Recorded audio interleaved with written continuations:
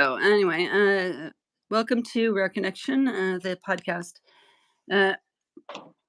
where dedicated to uh, rare disease patients with similar conditions, connecting rare disease patients with similar conditions, educating the medical professionals and the general public, and uncovering clinical trials for the 95% of rare conditions without any FDA-approved treatment, hopefully. I'm your host, Joanna, and today I'm thrilled to introduce Grace. Um, Grace is a remarkable individual whose journey touches multiple facets of the rare disease community. She's a parent of a child with methylene tetrahydro folate reductase, or MTHFR, as it's quite easy to say. A dedicated biology teacher and a director on the board of the HCU Network America. Additionally, Grace works closely with many metabolic patients, offering her expertise and support. Before we dive into our conversation, I want to remind our listeners that anything in this podcast is for educational purposes only.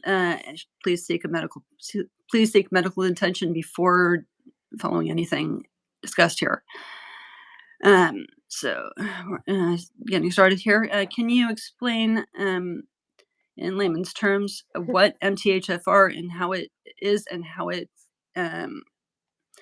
differs from the other forms of HCU? Yeah, so it's homocystinuria due to severe MTHFR deficiency.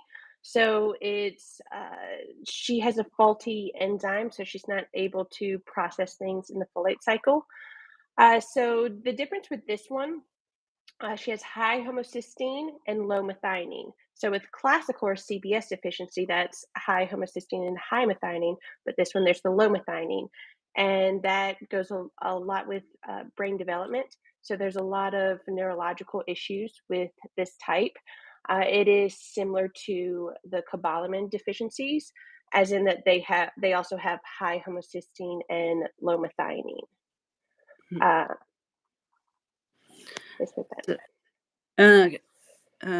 Can you share your journey with MTHFR and how it has impacted your family? Yeah, so it's my youngest daughter who has homocystinuria. She just turned 4 years old. She was diagnosed through newborn screening, which is not very common. Many states do not test for MTHFR or that specific type of homocystinuria on the newborn screening. They have a high methionine cutoff, but very few states actually have a low methionine cutoff. But she was one of the fortunate ones to get caught by that newborn screening. So after that first week, I get a call from a geneticist it's like 4 hours away. And they're like, hey, so this newborn screening was abnormal, but they probably don't have it, but we need to get it rechecked. I'm like, okay. So we rushed to do that. Of course, it was on a Friday. The pediatrician was already closed. Went into that next week, came back at normal again. Then they're like, okay, we need to get you seen here immediately. So that was a Friday. We had an appointment the very next week, and it was confirmed she had homocystinuria. Her homocysteine was, I think, 295. She was 2 weeks old at that point. Mm-hmm. And then it was around 3 weeks old. That's when she started treatment, things with insurance and just delays. And I remember the first 3 weeks, she slept so much. I was thinking, this is the best baby. All she's doing, she's a great sleeper. Mm-hmm. I didn't realize it was due to the homocystinuria that she was sleeping so much. Because after she started treatment, I actually started seeing her eyes, and she was awake more. She looked like a completely different baby before starting betaine and after. And so after she started, her eyes were open more, and I noticed they kept rolling. They were rolling uncontrollably. I actually have a little video of that. Mm, Eh, Uh, you so mm, she was trying to look at me, but she couldn't. They just kept rolling up. She was not able to look at me. So I sent a video to the geneticist. They're like, okay, I think that's seizures. That could be signs of it. And it looked like she had seizures that day, and the ER doctor also thought that it looked like seizures as well.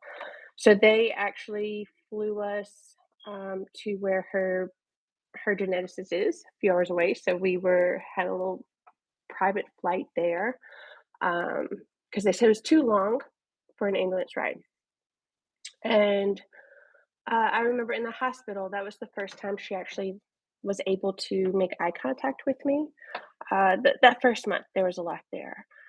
Um, and that was actually one of her first smiles that I got. mhm. She was hooked up to an EEG for a while. So it was a lot that first month going on. Since then, it has gotten a lot better. She didn't gain any weight the first 3 weeks, but after being on betaine for a week, she gained over a pound within that 1 week, which was amazing. Uh, with our families, it affects my oldest daughter. I can when she was around 4 years old, she's 7 now. She started asking a lot of questions, like, "Why does Carson have homocystinuria and why don't I? Well, what happens if she doesn't take the medication? Will she die?" And I was honest with her. If she goes a long time without taking it, yes, she would. Because with severe MTHFR, um, there's different variations of severity, but the early ones, oftentimes the babies don't make it past like 3 months old. I know several families who have lost a child at 3 months old because it wasn't caught. Um, so unfortunately, yes, it's hard having those conversations. Um, and Especially with a child. yeah, so I try to put it in the simplest terms and not be so harsh when I'm telling her, but I was honest with her. She was 4. This was at Yeah. night going to sleep, and she had all these questions. And now Carson's 4, and I'm wondering if she has these same questions. She has a really bad speech delay, so she can't ask those questions. So I Mm, wonder if she also thinks about that. Like, I try to explain that you have to take this or you're going to get sick because there's fights. This morning there started to be fights with it. Um, and so a lot of it focuses around the medication, trying to get that. She takes it twice a day, and right now she's taking 12 grams a day. mhm, And she will only take it in a syringe. And so 6 grams at a time, it's nasty. And yeah, so I don't want to, she, she won't drink it from a cup. mhm, I mix it with applesauce. It has to be from a syringe. So I don't want to do too big of a dose because I'm scared she won't finish it, but I don't want to do too small because then it's really disgusting. Um, so yeah, it's a lot focused on that. We make games out of it. Her older sister will hide her in the covers, and she's like, "What? I don't know where Carson's at. She's not here." And Carson's just giggling under the covers the whole time. Um, but we finally got our rhythm going on, so we try not to let that get too much in the way of our day to day things. Um, and for her appointments, we try to make a fun girls trip out of it, where we all go and just enjoy a few days. My mom comes as well, so it's the four girls going to her appointments just to make mhm. it fun. Yeah. Yeah, so I did notice they are doing a clinical trial for the extended newborn screening now. Yeah.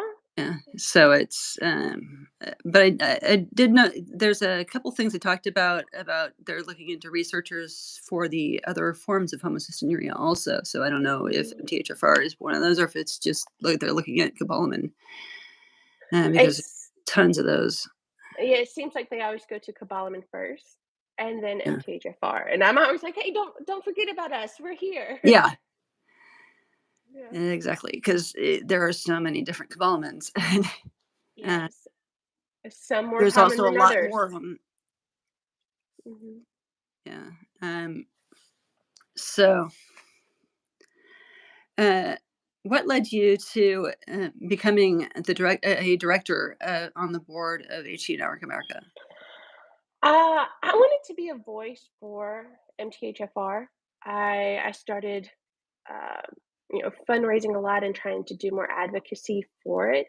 And HCU Network America noticed that, and I would always reach out, and I, um,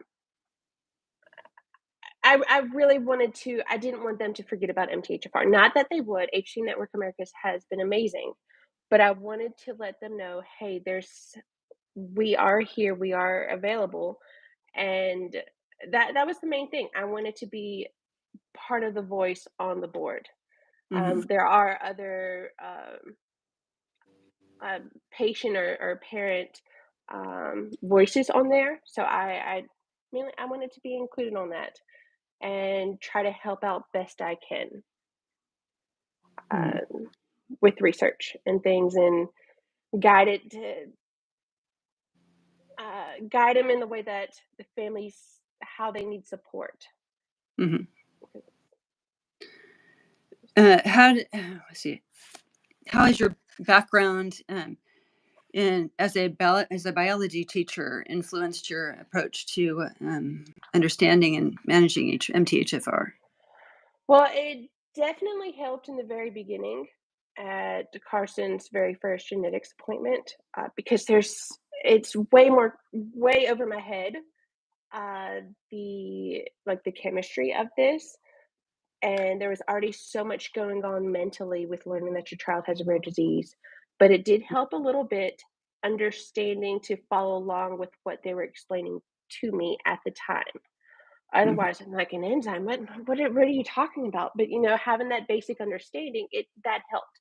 And moving forward, it's made me want to really understand the pathway. mhm, If I'm talking to any doctor or researcher, I wanna understand it. It might be way over my head what but, break it down. It gives me that drive to better understand what's happening and trying to figure it out mhm, and working with the doctors. yeah. One of our viewers says that she hopes she'll get better. Um, they also wanna know how they can donate. So donate. If you go to hcunetworkamerica.org, there is a severe MTHFR portion where you could donate directly there, and that it would all donations would go to research. I also have on Race for Research that we have in September. I have a team, Cakes for Carson. Um, People can donate there. All of that money goes directly to funding a severe MTHFR research grant.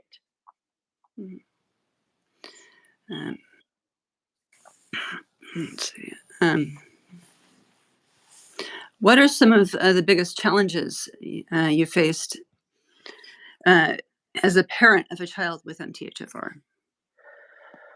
Um, day to day challenges. It has been getting Carson to take her medication.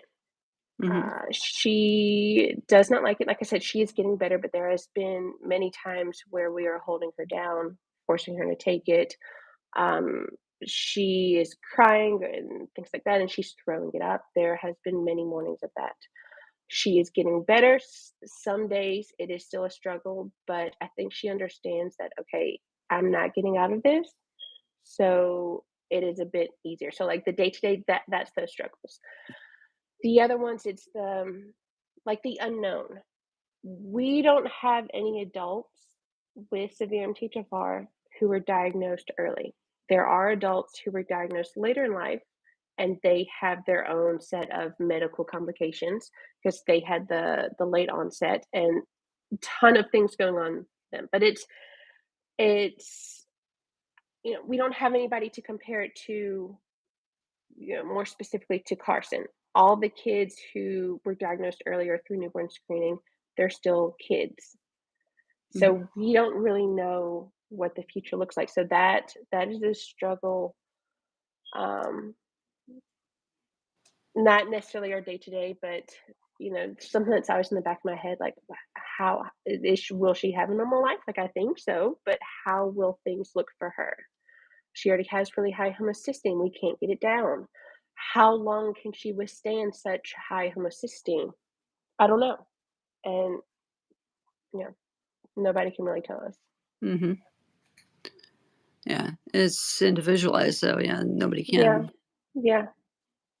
Um,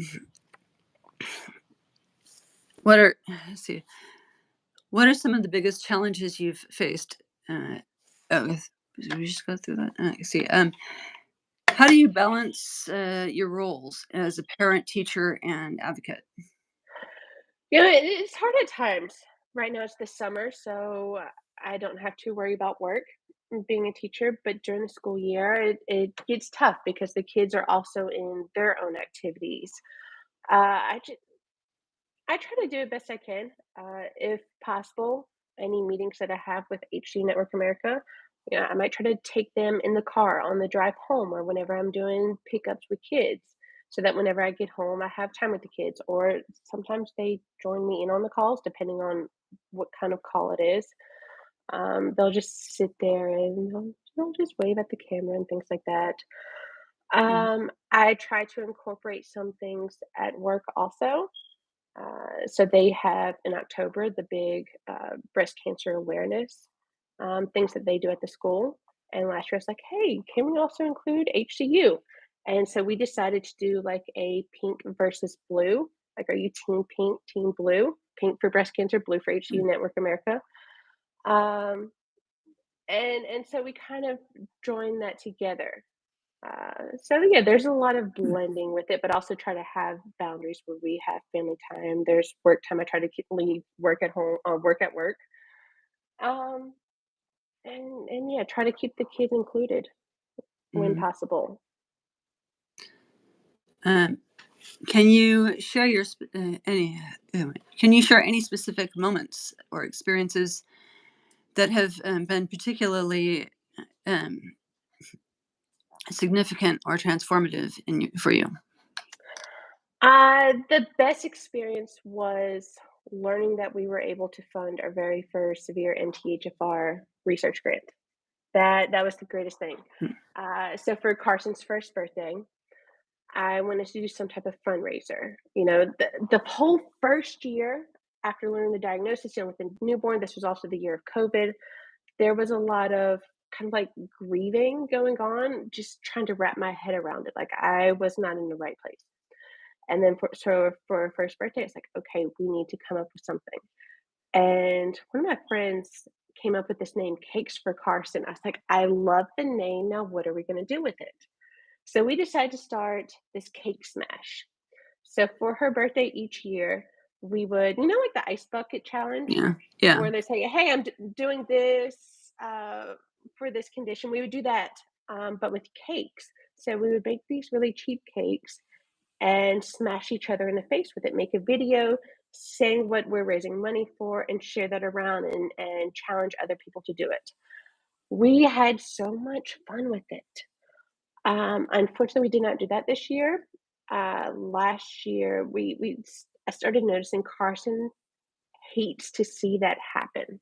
She hates seeing people get smashed in the face with cake, Hmm. even though we're laughing, having a blast. Uh, She wanted no part of it. So I'm like, okay, well, we hmm. we can't do that again because it's for her, but she hates seeing it. She will run the other way. What about Um, selling the cakes? we're thinking about maybe doing a bake sale or something like that. Um, we're working on those things. This summer has been jam packed with things. Yeah. Um, but we are really focusing on the race for research and possibly might do a bake sale in with that. But we've still Mhm. caught on that Cakes for Carson. But anyway, so we started fundraising at her first birthday, and she's 4 now. And last year we funded our very first research grant. So after I started fundraising, other families were like, okay, let's do this. And it was like 3 families fundraising. and we were able to raise the funds for the research grant and a few very generous donors in like 3 years, and it was amazing. So now we're working on our next one. I don't think we'll be able to get there quite as fast, but we're definitely trying. That was the best. Um, Learning that we were able to fund our first research grant, Hmm. and that's currently going on right now. Right. So um, what resources or support networks have been most helpful for you to you and your family? The support that I get from HCU Network America, that has been amazing. I remember when I finally got the courage to post about Carson, in one of the awareness and support groups. Danae, the executive director, messaged me almost immediately. It was so Mm. quick, trying to connect me with other families, brought me to a severe MTHFR support group. Um, that has been so much. And then, of course, at the conferences, talking to other families, that has been the best. Another resource I use, Recordati actually put out a severe MTHFR like little information packet, Mm. and that has helped me through the years to understand the condition. Um, I keep going back and reading it, and I'm understanding more as I learn more. I go back, I'm like, oh, okay, that makes sense now. Uh, those have been the two best resources that have helped me understand the condition, Mm. and then just the support, an overwhelming amount of support from HC Network America and the families within it have been Mhm. amazing. Um, yeah, unfortunately, dealing with something so rare, we don't really have a whole lot of reliable Hmm. information. Um, let's see. Sh- oh, how do you think medical professionals can better support families dealing with rare diseases like MTHFR? I think they need to have communication. Mm. I I don't know how often. I mean, this is something that I'm just not aware of, but things that I suspect. I don't know how often they communicate with each other about their patients and the treatments and how they're doing. And with such a rare disease, I feel like there has to be that constant communication so that we can get somewhere. Also, I don't want doctors to become complacent. Like if they're like, okay, well, levels are decent. There's no medical issues happening right now. So just being okay with that because there might not be issues right now, but why wait till there are issues? How I feel, I want to get in front of it, try to keep levels at, as close to normal as possible. Don't give it a chance to have issues. Get ahead of it, and that's one of the struggles that I've been working with. I really want to. Um, I don't want to wait until there's issues to say what can we do. Her Mhm. homocysteine's high right now. Methionine is not as high as I would like it, but let's do something when she's little and the brain development is crucial right now. Not wait till later. Um, and then if physicians they are in contact with organizations like HCU Network America because we have a ton of resources there to give to patients, and that could be huge as well. I doubt all of the metabolic clinics have the resources from HCU Network America to give to patients. I think more and more are starting to, but that was life changing getting connected with other families, and it's so hard to find other families unless you have a place to start looking. Mhm. Um, are there, let's see, any misconceptions about MTHFR and how that you would like to address? And I know you talk a lot about this on TikTok. Yes, I do. Okay. So there's two common MTHFR polymorphisms or MTHFR variants. The C6717, the A129AC, those are the two most common variants. And typically, those two variants do not cause issues. Now, there is the off chance it might, but there's like half the population has those two variants, right? And I see a lot of people talking about their homocysteine level. They're like, oh no, my homocysteine level's 10. It's so high. How could I get it down? I'm thinking that is within the normal range. Now, if someone has high homocysteine, yes, of course, try to lower it. But the majority, I'm in a lot of the common MTHFR groups. I try to find other families, severe MTHFR families that are mistakenly in there. And I have found a few where they're in there mistakenly and they post something like, hey, my kid's homocysteine is like 200. And then I put them in the right spot and give them the right resources. So that's why I follow these groups. Mhm. But there's so many that are concerned with homocysteine that's high and it's like 10 or 12. And they're wanting to change their children's diets and this and that and give them all these supplements when it's not necessary, when their levels are within normal range, they're not having any issues.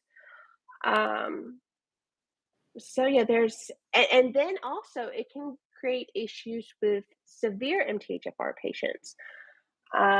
There's been like when my daughter was first diagnosed, my mom made a post about it, and one of her friends commented and said, hey, I have that also. All she needs is some B12 supplements. That no issue. Well, because she had the common variants. That's different. If my daughter Mhm. just took B12 supplements, she wouldn't be here today. She needs more than that. So it's some families I think have received backlash because they try to explain that this is something different and people aren't understanding or willing to understand Mhm. that. Like, typically, those MTHFR polymorphisms, those variants, they're not an issue. And especially when you compare it to severe MTHFR and this life-threatening condition. That can be frustrating. Um, but also maybe some research that they're doing with the common variants could maybe lead to something for the severe MTHFR. Mhm. But I'm doubtful. I'm very skeptical with things, Mhm. um, because it's for some people, it seems like a money-making scam. They tell people, "Okay, if you have these common symptoms, take these supplements, and you'll be better if you have that MTHFR variant." It's common symptoms like fatigue, um, anxiety, things like that. Like, it could be that doesn't mean it's MTHFR. If your Mhm. levels are normal, then you're, how they put it, methylating properly. It's going through the cycle, the folate cycle properly. So yeah, that is a big misconception. And so the common variants and severe MTHFR, they are two completely different things. They're in two opposite levels of the MTHFR spectrum. One is life threatening. One, if you if you take a few supplements, maybe sometimes it's not even needed, you'll be fine. Mhm. No, I say typically because sometimes they may have higher homocysteine, but not usually. But I mean, with rare diseases, you can't rule out anything, right? Yeah. So, how can you tell the difference? Well, I mean, how can you tell whether you actually have one of the higher ones or not, besides homocysteine levels? Is there any other signs? um, people, a lot of them take genetic tests, and these genetic tests only test for the two variants. Like, they're not going to pick up the rare variants, the rare mutations that my daughter has. I actually talked to one of the, I think he was like a CEO of one of the companies that puts out these genetic tests. And I was like, Mhm. well, like, would it catch my daughter's mutations? And he said, no, like that would cost thousands of dollars for that type of test. So yeah, there are genetic tests. You could just do a little blood work. I actually learned that my oldest daughter. I wanted to get her homocysteine checked just to rule out everything. It was perfectly normal. It was 8. Um, but with that, I learned that she does have one of the common variants. We do nothing different with her. Mm-hmm. She is perfectly healthy with that. So yeah, you could do a genetic test, but the easiest way is just to get your homocysteine checked. And if that's within normal range, then you have nothing to worry about. Mm-hmm. See, how do you think education plays it? And starting over. How do you think education? How do you educate others, including your students, about MTHFR and metabolic conditions? Uh, Well, one, I'm always wearing like my little HCU gear and things like that. I'm hoping someone will just ask, because of course I don't just go and tell yeah, them, if they ask. I'm like, sure, yeah. we could talk forever about this. One way I do it with my students in the classroom, it it goes along with the curriculum. As we start talking about enzymes. So MTHFR, it's a gene that codes for the MTHFR enzyme, and that enzyme is needed to complete the folate cycle. And so when we in biology start talking about enzymes, I raise the question like, what do you think will happen if the enzyme doesn't work? And then they'll give their guesses. And then I'll tell them, okay, well, look, I actually have a daughter whose enzyme doesn't work. And then so I slowly bring it in. And then later on in the school year, we're talking about DNA and mutations and what happens with mutations. And then I bring that up as well. It's like there's a mutation here. And then I talk about the type of mutation she has and things like that. So I slowly bring it in throughout the school year so that they could have like this real life experience of um, to apply that to. Uh, and it's slowly throughout the year as we get there. Like I never just go right in and say this is that. She has this, blah blah blah. But of course, for October HCU Awareness Month, they see my shirts and things like that. They have questions, and then I'll let them know. I try to do very basic things because, to be honest, people don't want the the more complicated information about it. But yeah, I just slowly do it throughout the year, and as people ask questions and want to know more, I tell them a little bit about it. If they seem interested, I might pull up a little graphic and show them and things like that. So just little pieces at a time. Mm-hmm. Let's see.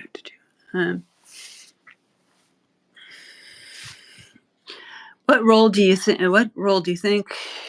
Education plays in improving the lives of those affected by a rare disease?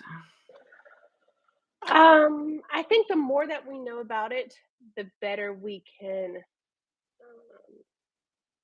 treat it and handle it. Mhm. Uh, I've noticed within just the HCU community, people they don't fully understand the differences between the different types of homocystinureas. Some might have CBS deficiency, but also like the common MTHFR variant. So they may think that they have the MTHFR type of homocystinuria, and that just goes to education. People aren't always aware of the differences, and I feel like the more you educate yourself and others, the better Mhm.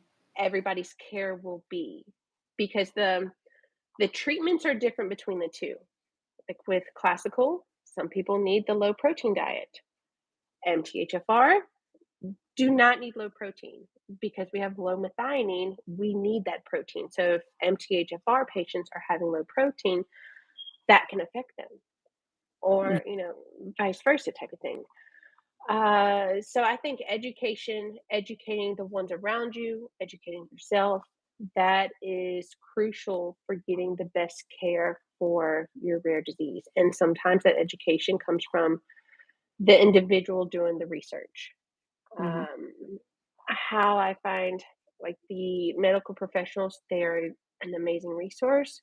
They are well educated and things like that. But it's the patients, the families that are invested in trying to find, what will work because the medical professionals they're busy. They mhm, will help you. They are educated, but I feel like individuals who are educated within their own rare disease is so important. It's important to question things. It's important to ask, why are we doing this? Um, or why not try that? Otherwise, treatments might become stagnant and not move as quickly as we may want, mhm, and that all comes with education. mhm, mm. Um, what is he? Um, how could schools and communities better support children with MTHFR? Um, I think communities are the there's a few families who are fundraising, and the ones that have strong communities, they are doing so well. And then with the fundraising, you fund these research grants. That's really helping. Um, you know, mainly understanding it.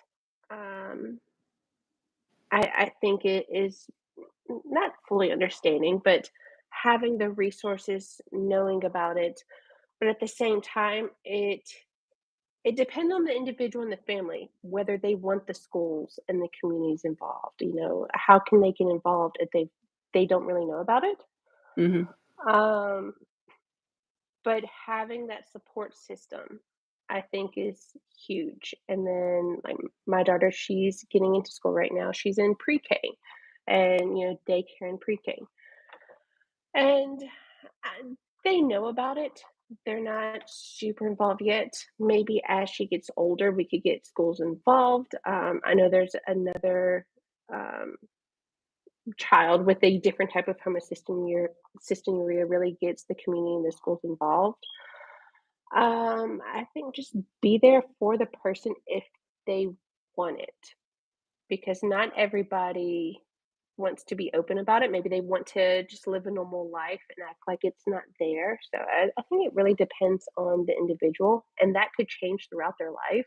Right now they might not want that extra community and school involvement, but as they get older, and I do think schools and communities will step up and be there if people ask, Hmm. is what I noticed. You know, just be there Hmm. if asked. Um, let's see. Uh, what do you? Let's see. What are your hopes for the future in terms of treatment and support for MTHFR? Well, in the perfect world, a cure. I mean, that's everybody's perfect world to have a Yeah, cure, right? yeah. But the chances of that happening, it would probably be years down the road, but you never know with medical advancements. Treatment wise, something that tastes better, some Mm. type of gummy or just something that eliminates that nasty, bitter, fishy taste. That would be huge. Something Now that that's where you're works. lucky you don't have to follow the low protein diet because the gelatin is Yeah. pretty high in protein. Oh, wow. Oh. Um, so yeah, something that tastes better or something that works better. I mean, for people having to take such high doses of betaine, I mean, just speaking for MTHFR, because I know things are different with Mhm. classical and cobalamin, Yeah. but we had to take such high doses of betaine. Some individuals are taking up to like 20 and 40 grams of betaine a day, and that is a lot. That is disgusting. We need to find something that works better because like my daughter's homocysteine, it's 92. Mhm. I checked it about a month ago. It was 92. Increased betaine by 2 grams. It's still 92. It's like, what do you do there? So we need to find something that works better, that lowers homocysteine. You know, how long will 92 be okay? But I also know methionine is a big thing with the remethylation disorders with severe MTHFR. Mhm. Um, she needs higher methionine. Higher meaning the within the normal range, more on the higher end of the normal range. Um, so we have to worry about that. But something that I really feel like there's something that's already available that could work to help lower homocysteine. We just don't know it yet. We Mm. haven't tried it. So many medical professionals are saying, okay, well, the guidelines don't say that. The guidelines are outdated. The guidelines only list betaine, which, yes, works. It's needs to be used, but we need to try to update it. And there's some medical professionals that are reluctant. They're very hesitant to try to go beyond the guidelines and try, something else, which I'm willing to safely try. I'm too scared to just do this on my own. I want a medical professional to work with to, trial different things safely. Because even though I might think, okay, this could work, it might not have any side effects, they know more than me. They know the chemistry behind it. And so I need somebody willing to work with me safely to trial different things because not many people are. I think we need to think outside the box to find a better treatment. Mhm. And I feel like there's something already available. We just aren't trying it because they want to stick to what the guidelines are saying. Um, but if we always stick to the guidelines, we'll never have any better advancements in treatments. Someone has to try it. Mhm. And it's tricky with kids, especially. I feel like adults, when we're like, "Oh yeah, give that to me. We'll try it, no problem." Mhm. I definitely want to do the safer route, especially with a child. Mhm. Um, but I think there's safe supplements we could trial just to see how it works. Like there has to be something that will work better to lower homocysteine. Like uh, I have not met a single MTHFR family that has had homocysteine consistently below 60. It's usually in the 70s or 80s range or higher. There was a few months there where Carson's homocysteine was consistently 62 every time we checked it, but it just keeps going up, and I don't know why it keeps going up. She's only 4 and it keeps going up. Like, Mhm. increasing betaine didn't cause it to lower. What's going to cause it to lower? Why is it still increasing? I don't know.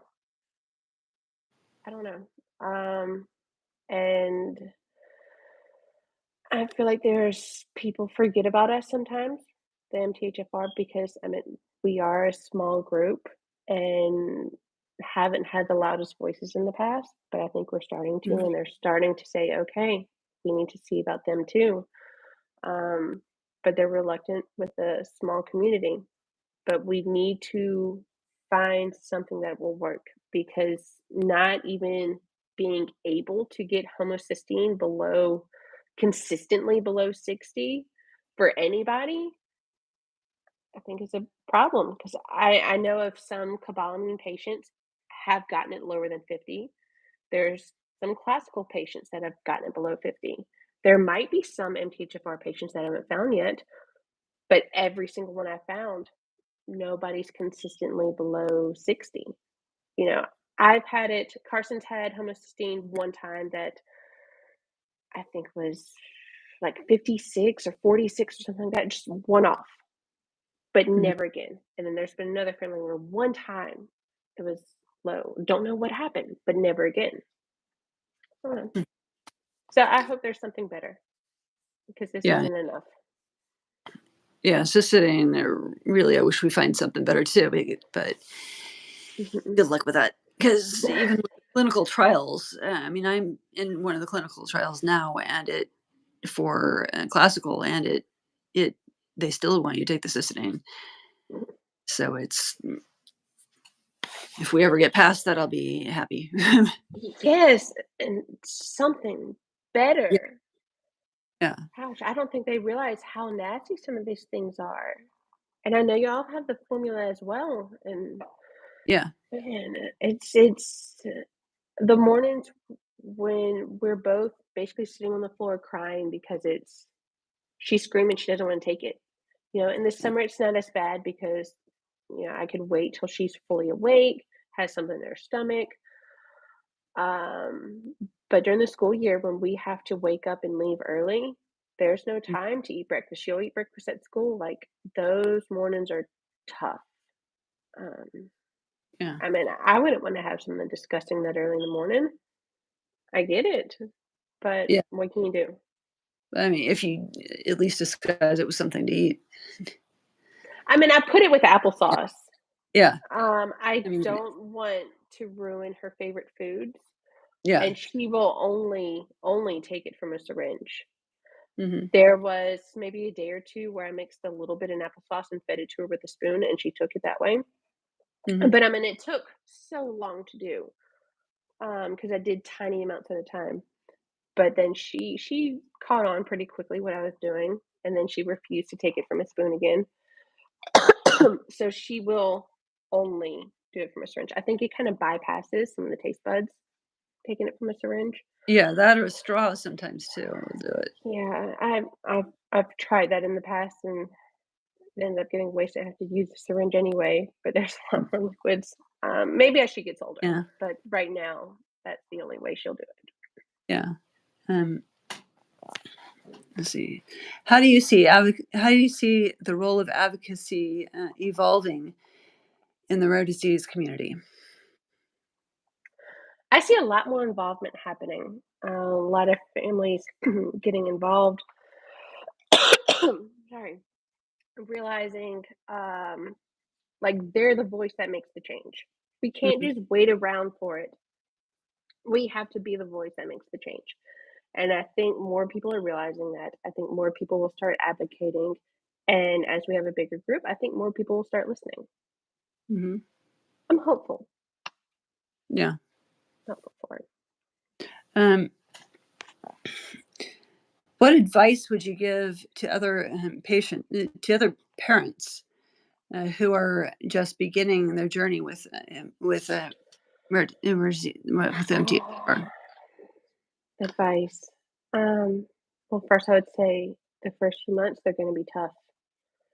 Ex- I feel like, especially when it's your child, it's Mhm, going to be tough, kind of getting that realization that, okay, things will be a little different now, or way different, actually. Um, but it will get better. Also, do your own research. Don't always depend on someone else to do it. Advocate for your child. Look into stuff. I'm not saying you'll fully understand what you're reading online, but take it, try to understand it, and then ask the doctor. Sorry, my throat's getting dry. Ask the doctor to explain it to you. Question everything. You know, if they say, "Hey, let's try this," why? Why are we trying this? Might have it might make sense, but just so that you understand. Um, or in talking to other families, that has been huge for me. How's your child doing? What are they taking? Why are they taking this? Okay, let me bring it up to my doctor. And then your doctor can explain why they think that would be good for your child or for you, or why it would not. So that was huge for me, talking to other families, seeing what they're taking, and then bringing it to our medical team to see if that would be a good fit. So Mhm. definitely that talking, don't become complacent, do your own research, find it, bring it to the medical professionals, see what they think. And if you are not happy with what they're saying, or you think it's okay to get a second opinion. You know, go to another doctor, just get a second opinion, see what they think also, if something just seems off to you. Mhm. Like, it's okay to move around, and it'll be okay. We're all here Mhm. going through this. Um, how can our listeners support HCU Network America, which I think we went over earlier because of the donation request, um, and, and work and the work you're doing. Uh, Uh, so the donation, yeah, you could go to hcunetworkamerica.org. There's that donation tab, and then you could choose which homocystinuria you would like to donate towards, or just a general fund that can help HCU Network America with resources and things like that. For my daughter, it would be the Severe MTHFR one, and you could donate directly to that, and that will go straight to our research grant fund, which we need about $40,000-$50,000 for that. We'll get there. do you have any idea on how much is raised so far? I think right now there's 13,000, but I think that portion is still going to go to our current research grant. Mhm. Because they pay that in installments, or I think like 6 months at a time, or I could be wrong. Mhm. So I think currently there's about 13,000, but I don't know after the rest of the grant is paid for how much it will be. There might just be a couple thousand left. Mhm. Because we did have 37 30,000 in there or so. We partnered with HCU Network Australia, and we put our severe MTHFR refunds funds together to give this grant. So I don't know how much they have at this point, um, but not much, nowhere near a grant. Yeah. Um, let's see. Is there anything else you would like to share with with our audience? Um, yeah, talking about donations. If you are in the mood, you feel it in you to donate, yes, please donate to any of the HCUs. I'm kind of partial to the severe MTHFR if you are feeling the need to. If you have any questions, I'm available on all social medias. I'm happy to discuss more about severe MTHFR. If you are a family seeing this, Mhm. again, reach out. I can put you in contact with other families as well. We have a support group. If you have a rare disease, I know it's scary, it's hard. Mhm. Things start to get better, but we're all in this together, Mhm. and we'll get through it. Community is so important. Mhm. Support systems. Yeah. So we're just noticed we have a listener from the UK. So I see. Isaac says hello. Oh, hello. And thank you all for listening, and thank you for having me. Yeah. It was great. So see, thank you for so much for joining us today on our connection. I hope you found our conversation with Grace as insightful as and yeah, and inspiring as I did. Remember, any medical advice discussed should always be confirmed by a healthcare professional. Um, if you or someone you know is struggling with suicidal thoughts, please reach out for help. In the United States, you can contact the National Suicide Prevention Hotline or Lifeline at 1-800-273-8255 or text hello to 741-741 for the crisis text line. For the crisis text line, or visit suicidepreventionlifeline.org. I want to invite you to check out my YouTube channel, Rare Chef, where I share cooking videos as well as this podcast, the live version of it. This is recorded for audio afterwards. Also, please subscribe to both my YouTube channel and the podcast, wherever you're listening. Your support helps us reach more people and make a bigger impact. I'm excited to share also that I'm trying to start a nonprofit under Rare Connection. And I am looking for board members, to volunteer board members, as far before I can apply for the 501c3 for it. So if anybody's interested, you can reach out to me. My email is joanna.ball41@gmail.com. Thank you so much for listening, and I look forward to connecting with you on our next episode. Thanks. Thank you.